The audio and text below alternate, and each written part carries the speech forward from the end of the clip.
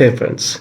So after मैंने अभी ये साउथ इंडियन मूवीज़ देखी, काफ़ी सारी। मिनल मुलरी, गुरु और भी बहुत सारी ऐसी मूवीज़ देखी थी।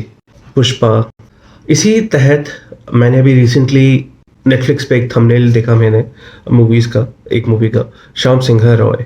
नाउ नाम से तो मुझे लग रहा था कि ये किसी बंगाली फ़िल्म का नाम है, और जबकि मैंने जब देखा तो इट्स अ तेलुगु फ़िल्म। अब जो उसकी लुक एंड फ़ील आ रही थी, वो कहीं न कहीं पुरानी रेट्रो बंगाली मूवी जैसी वाइब्स दे रही थी। मोर लाइक सत्यजीत रे के टाइम्स के एरा की। थोड़ा बहुत मैंने रिसर्च किया, ज़्यादा मुझे इस मूवी के बारे में पता नहीं था। मैंने बस ट्रेलर देखा और हल्की-फुल्की सी जानने की कोशिश करी कि भई ये मूवी है किस बारे में। जिनको नहीं पता ये मूवी किस बारे में है, या जिन्होंने नहीं सुना इस मूवी के बारे में, उनके लिए बहुत ही संक्षेप में एक डिस्क्रिप्शन दे देता हूँ विदाउट गिविंग मच स्पॉयलर्स कि Shyam Singha Roy is a basically Telugu movie. It's not a bilingual movie. मतलब हाँ, आप इसको मलयाली या तमिल लैंग्वेज में या कन्नड़ लैंग्वेज में भी आप इसको शायद देख सकते हो। आई am not so sure, but definitely it's not made in Bengali, it's not made in Hindi. जबकि आई वंडर व्हाई, बिकॉज़ इसका काफ़ी एसेंस इस मूवी का वेस्ट बंगाल से रिलेटेड है।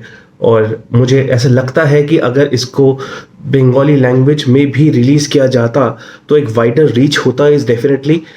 या तो आई मीन इस मूवी का जो एसेंस है, बिकॉज़ जैसे मैंने कहा कि बंगाली ऑडियंस या बंगाली कल्चर या बंगाली लैंग्वेज से काफ़ी इंटीग्रेटेड है ये फ़िल्म, तो बंगाली लैंग्वेज में रिलीज़ करना चाहिए था, ऐसा मुझे लगता है। Having said that, well, I'm not a filmmaker of this movie, so I'm nobody to judge, but this is my opinion.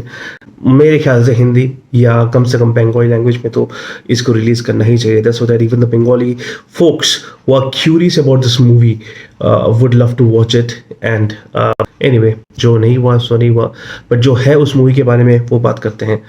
So ये मूवी है किस बारे में? श्याम सिंघा रॉय शुरू होती है इसके पिवटल रोल में लीड नानी से। Nani is basically playing a dual character. ये movie love story mixed with theme of reincarnation है।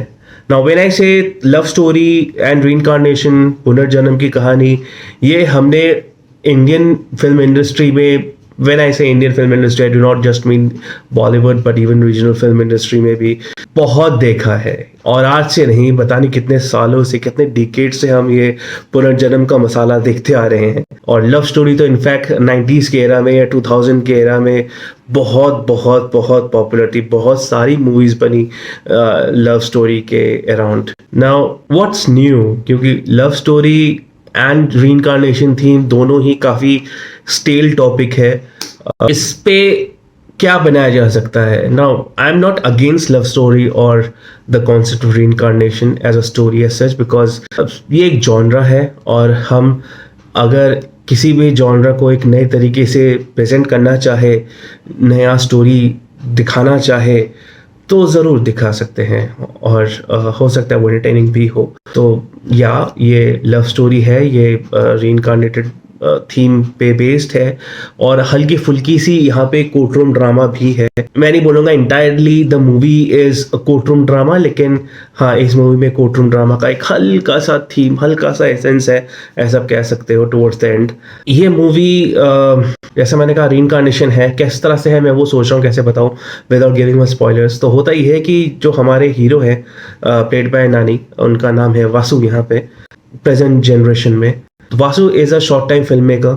उनको एक शॉर्ट फिल्म बनानी होती है to present it to the mainstream film makers, जिससे कि उनको मौका मिले आगे और फिल्म बनाने का। तो एक शॉर्ट फिल्म बनाते हैं। शॉर्ट फिल्म के लिए उन्हें एक हीरोइन चाहिए, एक फेस चाहिए, फीमेल फेस। यहाँ पे एंट्री होती है कीर्ति शेट्टी की। कीर्ति शेट्टी स्टार्टिंग में तो मना करती है, वो काफ़ी बैक एंड फोर्थ वहाँ पे चेज होता है, उसको मनाते हैं नानी, एंड इवेंचुअली कीर्ति शेट्टी मान जाती हैं। और कीर्ति शेट्टी जैसे के साथ जब ये फिल्म शूट होता है, ये शॉर्ट फिल्म वो शूट करते हैं, तो एक तरह से उनमें एक रोमांटिक एंगल भी डेवलप होने लग जाता है। फिर ये मूवी किस तरह से वहाँ से एक उस एंगल पे आती है, ये पता चलता है कि वो मूवी चलो हिट हो गई, शॉर्ट फिल्म हिट हो गई। वो शॉर्ट फिल्म लेके वो फिल्म मेकर्स के पास जाते हैं, फिल्म मेकर्स को वो कॉन्सेप्ट पसंद आता है, उन्हें वासु को मौका देते हैं कि आप फुल फ्लेजेड फीचर फिल्म बनाओ। और वो फुल फ्लेजेड फीचर फ़िल्म भी बनाते हैं और साथ ही साथ और 3-4 स्टोरीज़ भी लिखने लग जाते हैं। वो स्टोरी स्क्रिप्ट्स भी प्रेज़ेंट करते हैं और वो फ़िल्म इतनी हिट होती है कि जो बॉलीवुड फ़िल्म से कोई बहुत ही कुख्यात बहुत ही पॉपुलर फ़िल्म डायरेक्टर हैं, फ़िल्म मेकर है, फ़िक्शनल नेम ऑफ़ कोर्स, विशाल चतुर्वेदी, वो वहाँ पे आते हैं और उनको हाथों-हाथ इसकी रीमेक राइट्स लेने की बात करते हैं और कहते हैं कि आप इसकी रीमेक भी अभी बनाओगे, जैसा आजकल प्रचलित है, पॉपुलर है, ट्रेंड चल रहा है, एक तरह से हम देख रहे हैं और इनको 3 फ़िल्मों की डील भी देते हैं, ट्रायलॉजी टाइप्स। फिर वहाँ पे क्या होता है कि इंस्टेंट ये दिखाया जाता है कि कोई एक एसआर पब्लिशर्स करके वेस्ट बंगाल में एक एक हाउस है, प्रिंट मीडिया हाउस, वहाँ पे इनके पास वो इन्फॉर्मेशन पहुँचती है कि ये जो वासु ने फ़िल्म बनाई है, उसकी स्क्रिप्ट्स पहुँचती है और वो लोग इस पे सू करते हैं प्लेजरिज्म का। प्लेजरिज्म क्या होता है कि जब आप स्टोरी को चोरी करते हैं, सिंपल तरीके से, जैसे हमने कई बार गानों में देखा है, सॉन्ग्स में देखा है कि किसी ने सॉन्ग बना लिया, हिट हो गई और फिर कोई, तो ये एसआर पब्लिशर्स वाले ये कहते हैं कि जो वो फ़िल्म्स बनी है नानी के द्वारा, वासुदेव के द्वारा जो ये फ़िल्म बनी है जो बहुत हिट है, वो बहुत पहले एक कहानी लिखी गई थी 50 साल पहले, 30 साल पहले, श्याम सिंह रॉय के द्वारा। तो एक तरह से ये प्लेजरिज्म के को बता दिया गया है, प्लेजरिज्म का क्लेम ठोक दिया गया है वासुदेव पे। और वासुदेव यहाँ पे ऑब्वियसली कंफ्यूज है बिकॉज उन्होंने तो खुद लिखा है ये कहानी, कैसे किस तरह से प्लेजरिज्म है, उनको तो बंगाली आती भी नहीं है, किस तरह से हुआ ये सारी चीज़ें। वहाँ से शुरू होती है ये पुनर्जन्म की कहानी। ये छोटा सा सीन होता है इंटरवल के ठीक पहले, जहाँ पे पास्ट लाइफ हिप्नोसिस या रिग्रेशन से ये पता जाना जाता है कि जो वासुदेव है वही रीइंकार्नेटेड वर्जन ऑफ श्याम सिंह रॉय है। इनकी कहानी शुरू होती है श्याम सिंह रॉय की। फिर ऑब्वियसली ये पूरी कहानी एक तरह से उस मोड़ पे आ जाती है कि पहले श्याम सिंह रॉय कौन थे, उनके साथ क्या हुआ है, किस तरह से वो कहानियाँ लिखते थे, कैसी कहानियाँ लिखते थे, और फिर लास्ट में जो ये कोर्ट रूम का ये ड्रामा होता है कि किस तरह से जो Vasudev from in the current generation वो अपने आप को नॉट गिल्टी प्रूव कर पाते हैं, इनोसेंट प्रूव कर पाते हैं कि उन्होंने कोई प्लेजरिज्म नहीं किया है। यही पूरी फिल्म की कहानी है। तो मैं अगर बोलूँगी स्टोरी के तौर पे definitely it's not something which is new, it is quite predictable. Love story है, रीइंकार्नेशन स्टोरी है, ऐसा कोई खास तौर से रिवेंज स्टोरी नहीं है, बट अनफुलफिल्ड डिज़ायर्स वांट्स की कहानी है एक तरह से। बट मैं डेफिनेटली ये मूवी को रिकमेंड क्यों करूँगा, बिकॉज ऑफ एक्टिंग परफॉर्मेंस। नानी ने बहुत अच्छी एक्टिंग करी है। नानी से भी ज़्यादा मैं नाम लेना चाहूँगा साई पल्लवी की। Sai Pallavi place the second female lead, जो श्याम सिंह रॉय की लव इंटरेस्ट दिखाई गई है। She is one of the devadasis, जिनको ऐसा दिखाया जाता है कि उन्होंने अपनी पूरी ज़िंदगी, ये जो क्लैन है देवदासीज का, ये पूरी की पूरी जो क्लैन है लड़कियों का, ranging from under 10 to as old as 50-year-old, ये क्लैन की जितनी भी लेडीज़ है वो सब अपनी पूरी ज़िंदगी अर्पित कर देती है गॉड के लिए। उनका कोई और मोटिव नहीं होता, मंदिर में ही रहती हैं। और जो नवरात्रि होते हैं दुर्गा पूजा के टाइम पे, उन्हीं नवरात्रों के टाइम पे वो बाहर आती हैं और नाच गाना करते हैं और फिर वो चली जाती हैं। और ऐसा दिखाया जाता है कि जो गाँव के पॉपुलेशन है, they don't treat them, they treat them not less than God herself। तो उनसे अपने बच्चों को आशीर्वाद दिलवाती हैं वगैरह वगैरह। सो यही कहानी है। और साई पल्लवी का जो ये कैरेक्टर है वो भी वन ऑफ द देवदासीज हैं, और किस तरह से वो नानी के जो कैरेक्टर है श्याम सिंह रॉय, उनसे प्रेम में पड़ जाती हैं। श्याम सिंह रॉय का क्या कैरेक्टर है, he is kind of revolt reformer, more from the communist party, ऐसा आप कह सकते हो, ऑल्दो किसी पॉलिटिकल पार्टी का नाम नहीं लिया है ऑल टुगेदर, बट यही है।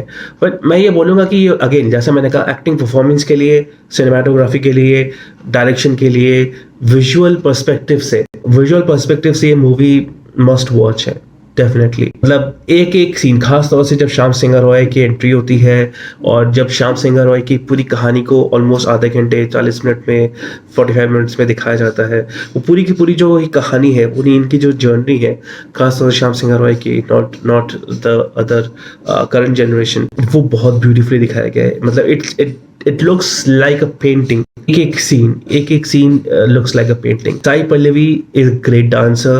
उनके जो dance performances हैं, उनके जो dance करने के expressions हैं, बहुत ब्यूटीफुल है. कभी कभी उन्हें डायलॉग बोलने की जरूरत नहीं पड़ती, आंखों से और फेशियल एक्सप्रेशन से वो काफ़ी अच्छी तरह से एक्सप्रेस कर देती है कि वो क्या कहना चाहती हैं या क्या उनके मन में चल रहा है. So that is again quite good from acting performance. And again I repeat my self but ये विजुअल फीस्ट है, खासतौर से वो पार्ट जब श्याम सिंह रॉय की कहानी को दिखाया जाता है. It is a good watch, it is a must recommendation, specially अगर आपने ये थिएटर पे देखा है तो ग्रेट. अगर आपने थिएटर पे नहीं देखा है तो डेफिनेटली अपने घर पे बड़े टीवी पे देखिए, नॉट इन द लैपटॉप और कंप्यूटर और मोबाइल फ़ोन, टीवी पे देखिए. एंड अगर हो सके तो 4K पे देखिए.